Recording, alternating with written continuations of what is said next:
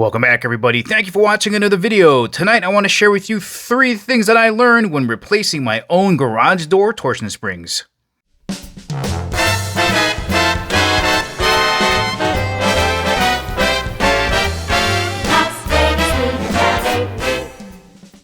Now, before getting started, I just want to tell you guys to make sure to check out the links in the description below, because the video that this company has come out with is so incredibly detailed that it really makes you see that changing these by yourself is not that hard at all. And just a quick disclaimer, I'm not sponsored by this company in any way, but I did end up purchasing my springs from them.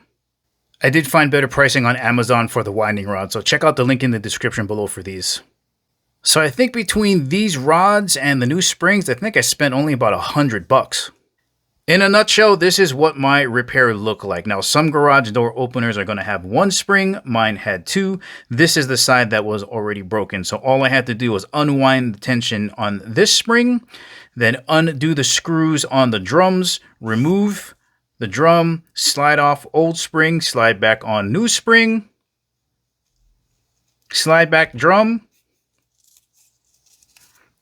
tighten spring back down, and you just do it to the other side. It's that simple. Now, the first obstacle that I ran into was figuring out what size spring I needed. Now, the first thing is I didn't even know there was different size springs. Now, some of them are going to have writing on here. So that 2 right there is 2 inches diameter on the inside, and length is 16.5 inches. So if you have that, great, you can just go with that. Or you can check out the first video in the description below, and that's going to explain how to tell what size spring you have, and you really want to take your time in getting that right. Now, the second thing I want to mention is throughout the entire video, he's telling you to mark things off. And that's because he's trying to give you a reference point to how far things are moving. Marking off your winding rods is extremely important because you want to make sure that you have as much of that rod into the cone as possible so that when you're torquing it down, it's not going to slip out and you're getting as much leverage as possible. Because when you're coming up on that turn 25, the torque on this spring is so great, you don't want to have just a little bit in there. You want to have it all in there. And the third thing that is a little bit underestimated in the video that you have to have is a file, because your rod is going to have burrs on it. All those years of your garage door going up and down and those screws being just screwed down into it, you're going to have burrs, and you're not going to be able to slide off the springs or the drums without having one of these to smooth it out.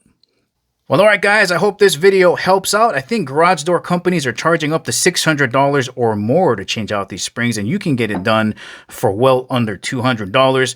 Just rewatch those videos in the description below, and I know you guys can do it.